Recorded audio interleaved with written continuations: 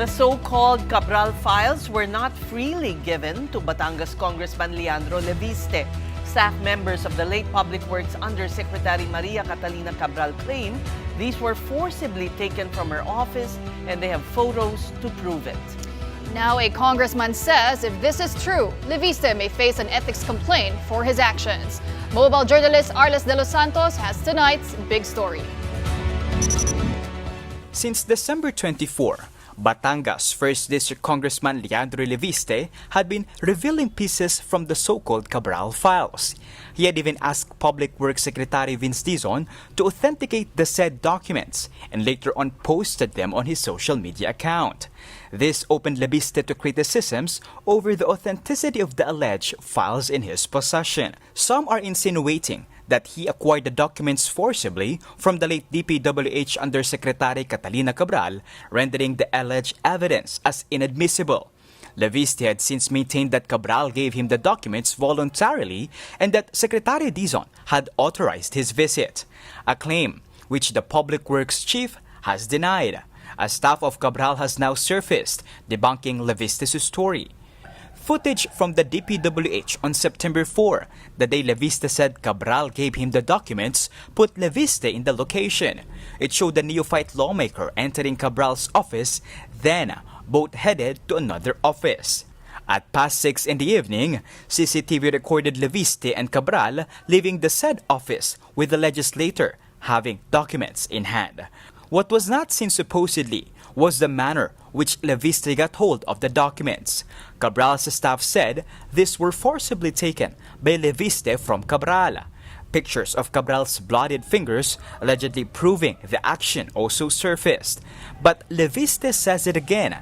He legally obtained the DPWH files. He also questioned the motive behind the release of the photos, saying it only raises question on why the DPWH won't release Cabral's files. But for Malacanang, this matter warrants an investigation. Na unang-una kasi, syempre kapag kukuha ka ng dokumento, dapat voluntaryo yung pagbibigay sa'yo. Kasi kung pinuwersa mo to, so maaari ka pang gumawa ng mas illegal na bagay dahil nagawa mo na mang-agaw ng dokumento. But wala po akong ibinibid na Congressman Leviste dahil wala akong personal knowledge on that. Right. So ang kailangan na lang po dyan ay talagang malaman, maimbestigahan kung paano nga ba niya nakuha yung files. In his latest revelation, Leviste claims even Dizon had insertions or allocables for flood control projects under the Basis Conversion and Development Authority. Dizon headed the BCDA during the Duterte administration. The DPWH has issued a statement saying Dizon categorically denies the baseless and malicious allegations by Leviste. It also questioned the timing of the accusation as it came right after the revelation of Cabral's staff.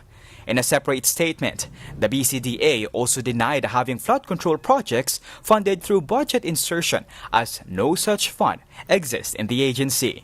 Aside from what could be a brewing spat with the DPWH chief, Leviste could also see an ethics complaint against him in the lower house. House Committee on Public Accounts Chairman Terry Redon expressed alarm over Leviste's statements and action.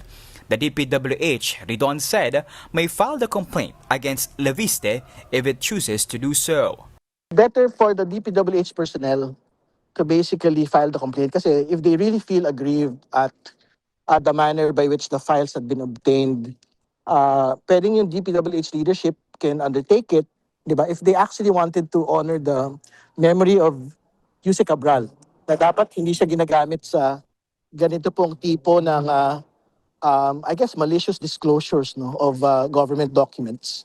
Parang dapat sila ho'y mag-file ng ethics complaint against Congressman Leviste. Kapatid Arles Delos Santos, we are One News.